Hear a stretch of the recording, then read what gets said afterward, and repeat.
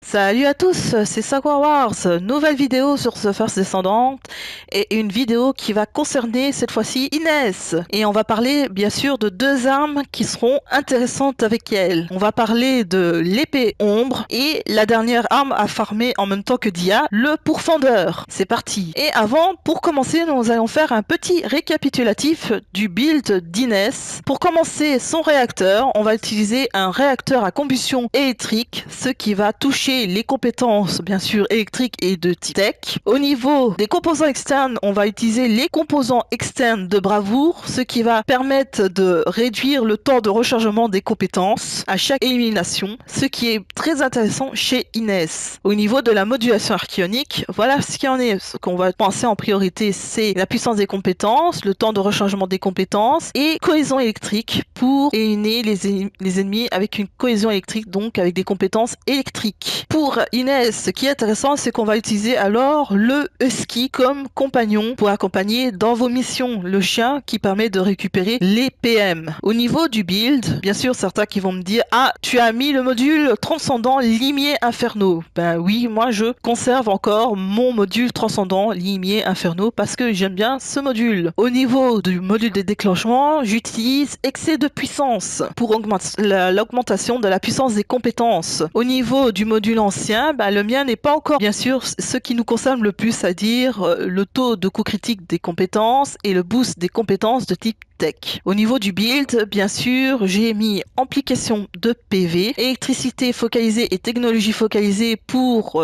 les compétences d'Inès qui sont de type tech et électrique, dualité et conversion de PM pour le rechargement des compétences optimales, ligne de front et mesure d'urgence pour les dégâts et le taux de coup critique, focalisation des compétences pour les dégâts critiques des compétences, extension de compétences pour la portée des compétences. Voilà le build pour Inès. Maintenant, nous allons passer aux armes. En premier, on va commencer par l'épée ombre. Donc, vous pouvez voir au gameplay, donc c'est une épée de... c'est une épée. Donc, ce sera des attaques au corps à corps. Et en plus, bien sûr, moi, j'ai le skin transcendant de l'épée ombre. Donc, les attaques sont différentes par rapport si vous laissez votre arme dans son apparence première. Au niveau des noyaux d'armes, nous serons sur l'attaque de mêlée, attaque toxique. Et ce qui va être le plus important, ça va être ici, ce qui est marqué là, chance d'attaque supplémentaire. Ça va augmenter les DPS de votre épée largement. Et il faudra le mettre aussi dans le réajustement de l'arme, chance d'attaque supplémentaire. Ce sera très important de les mettre en noyau d'arme et en réajustement de l'arme. Au niveau du build, voilà le build. Pour l'épée ombre, comme vous pouvez voir, nous allons favoriser tout ce qui est en compétences toxiques, donc le renforcement toxique, conducteur toxique, qui va être très important pour les compétences toxiques de l'épée. Bien sûr, nous avons renforcement extrême pour l'attaque de mêlée supplémentaire. Poison prioritaire, justement, c'est pour les attaques de mêlée de type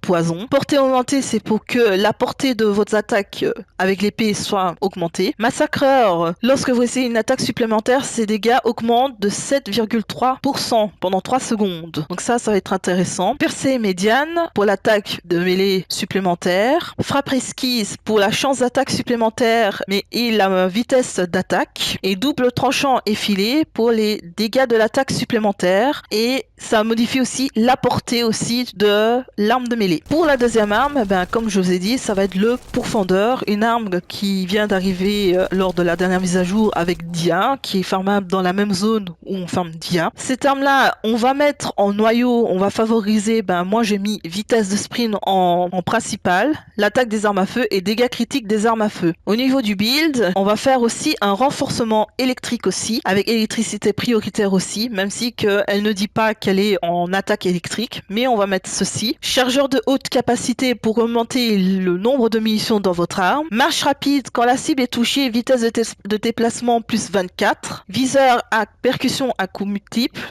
percussion multiple pour le taux de coup critique des armes à feu et les dégâts critiques qui seront réduits. Viseur à perforation multiple, dégâts des coups multiples plus 70 plus dégâts critiques qui seront réduits aussi. Amplification de charge, ça ce sera pour l'attaque électrique. Donc ces deux armes sont très intéressantes pour le moment à utiliser avec Inès, même si que Jardin Secret reste toujours une des meilleures armes aussi à utiliser avec elle. Si vous ne possédez pas Ombre ou bien le Pourfendeur, n'hésitez pas aussi à utiliser cette arme-là, elle est très intéressante aussi avec Inès. Et c'est ici qu'on va s'arrêter là. N'hésitez pas à liker, commenter, si c'est pas encore fait, abonnez-vous à ma chaîne YouTube. Je suis en stream tous les soirs à 19h sur Twitch, n'hésitez pas à me faire un petit coucou. Mon Discord, Sakura Wars Play, n'hésitez pas à le rejoindre pour ne pas rater aucune information sur The First Descendant. Et je vous dis ciao ciao.